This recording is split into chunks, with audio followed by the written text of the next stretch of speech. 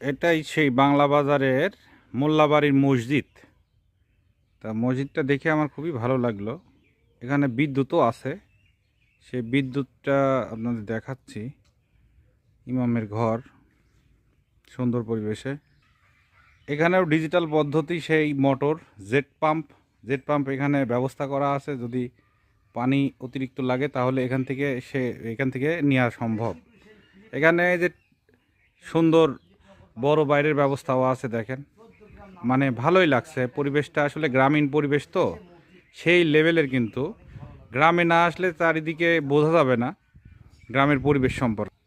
আর সামনে ধুধু যে বালুচরের মতো দেখতে পাচ্ছেন, এটাই সে পদ্মা নদী। পদ্মা নদীর সেই যৌবন না থাকলেও পদ্মা নদী কিন্তু এখনও সেই রূপেই আছে।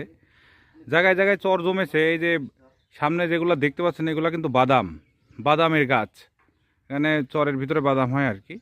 আর ওখানে জায়গায় জায়গায় পানি আছে, পানি নাই, চর আছে, বিভিন্ন রকম তাল গাছ দেখা যাচ্ছে। এখানেও সে কংক্রিটের গেটের মতো করে রেখেছে আর কি। আর এই যে সামনে মেঠো পথ, গ্রামীণ পরিবেশ।